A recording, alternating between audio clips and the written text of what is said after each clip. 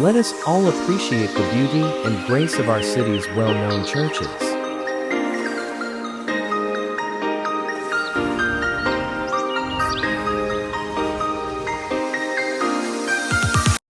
Molo Church is a famous Spanish colonial church and heritage site in Molo district. It is known for the prominent red spires that crown its tall bell towers and as the feminist church because of all women ensemble of saints represented in 16 statues perched on the aisle pillars. Built in neo-Gothic styles, the church is one of the Iloilo city's most familiar landmarks and top tourist attractions. This magnificent structure can be best photographed during the late afternoon hours when the coral stones facades of the church reflects the soft golden rays of the sunset.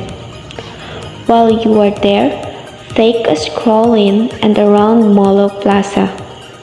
Also within easy walk are a couple remarkable heritage houses at the Iloilo Esplanade. Built in 1831, Molo Church stands as a reminder of Iloilo's rich history and a monument for Ilonggo artistry. The church exudes a fusion of the overpowering features of Gothic and the recessive characteristics of Romanesque architectural styles. The interior is rich in Gothic elements. There are 5 Gothic altars which are made of wood while beautiful paintings dominate the walls.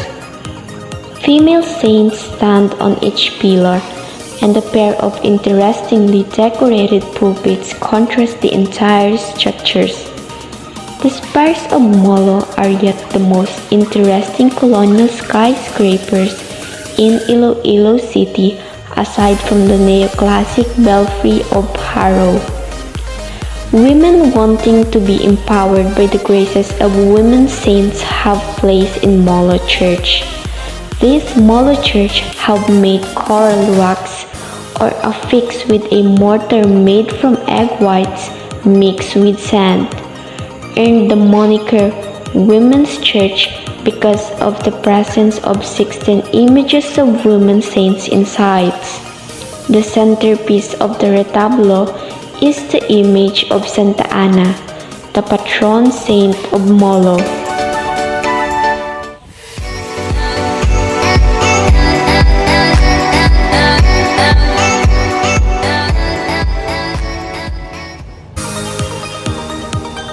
The Jaro Cathedral in Iloilo was built in 1874 under the management of KGG Mariano Cuartero, the first bishop of Jaro.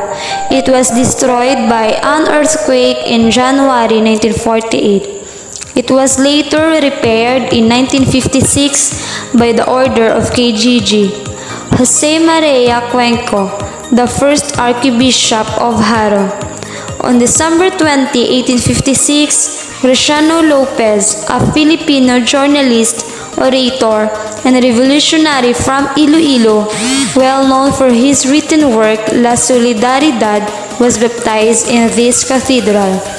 Now, the Jaro Cathedral is also known as the Nuestra Señora de la Candelaria, Our Lady of Candles. Notably, Pope John Paul IV conducted a Mass in 1982 and set up a crown, the Lady of the Candles, and declared it as the Western Visayas patronate.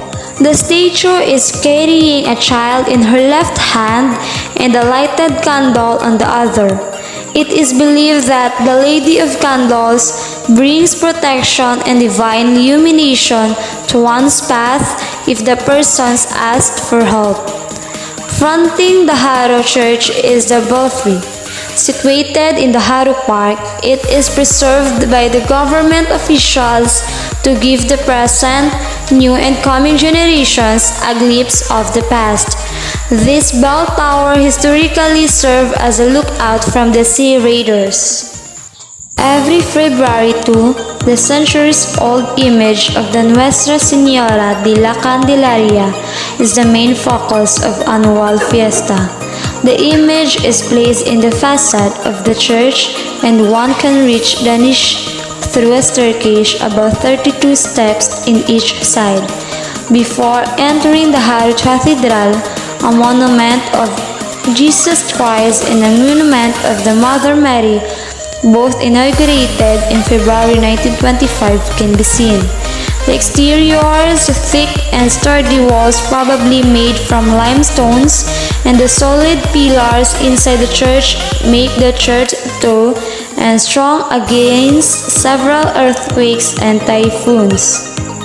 Interior of Jaro Cathedral, Nuestra Señora de la Candelaria staircase going to the statue of the Lady of Candles.